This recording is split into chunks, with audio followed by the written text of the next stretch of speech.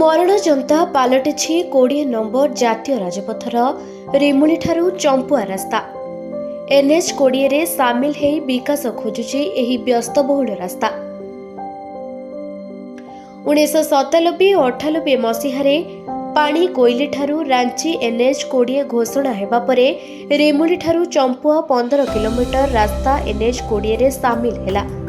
ମାତ୍ର ଘୋଷଣା କରି ବିଭାଗ ଏହାର ନିର୍ମାଣ କାର୍ଯ୍ୟକୁ ଗୁରୁତ୍ୱ ଦେଉନଥିବାରୁ ଯଥା ପୂର୍ବଂ ତଥା ପରଂ ସ୍ଥିତିରେ ରହିଛି ରିମୁଳି ଚମ୍ପୁଆ ରାସ୍ତା। ପୂର୍ବରୁ ପୂର୍ତ୍ତ ବିଭାଗ ଅଧୀନରେ ଯେପରି ଥିଲା ଏବେ ମଧ୍ୟ ସେହିପରି ବିପର୍ଯ୍ୟସ୍ତ ଅବସ୍ଥାରେ ରହିଛି। ରାସ୍ତା ସାରା ଖାଲଖମାରେ ପରିପୂର୍ଣ୍ଣ ହୋଇ ମରଣଜନ୍ତା ପାଲଟି ସାରିଥିବା ବେଳେ ଜର୍ଜର ରାସ୍ତା ପାଇଁ ଦୈନିକ ଘଟୁଛି ଦୁର୍ଘଟଣା।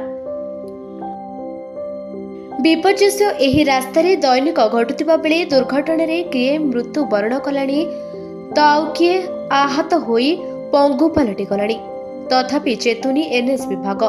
ବିପର୍ଯ୍ୟସ୍ତ ରାସ୍ତା ପାଇଁ ଜୀବନଟା ଏଠି ସତେ ଯେମିତି ଶସ୍ତା ହୋଇଯାଇଛି। NHରେ ସାମିଲ ହେବା ପରେ ଏହି ରାସ୍ତାରେ ଦୈନିକ ହଜାର ହଜାର ଭାରିଯାନ ଖଣିଜ ପଦାର୍ଥ ପରିବହନ କରୁଥିବା ବେଳେ ଅଧିକରୁ ଅଧିକ ଜର୍ଜର ହୋଇଯାଇଛି ଚମ୍ପ ଉପଖଣ୍ଡର ଏହି ଲାଇଫ୍ ଲାଇନ୍। ଅନ୍ୟପଟେ ଭାରିଯାନ ଚଳାଚଳ ପାଇଁ ରାସ୍ତା ଜାମ୍ ଏକ ନିତିଦିନିଆ ଘଟଣାରେ ପରିଣତ ମଧ୍ୟ ହୋଇସାରିଛି।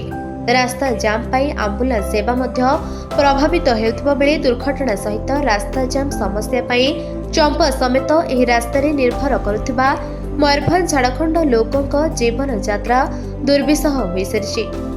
ବାରମ୍ବାର ରାସ୍ତାରେ ପ୍ରସକ୍ତିକରଣ ଦାବି NH କର୍ତ୍ତୃପକ୍ଷଙ୍କ କର୍ଣ୍ଣଭେଦ କରିପାରୁନଥିବା ବେଳେ ରାସ୍ତା ସମସ୍ୟାକୁ ନେଇ କ୍ୟାମେରା ଆଗରେ ମୁହଁ ଖୋଲୁ ନଥିବା NH ଅଧିକାରୀ।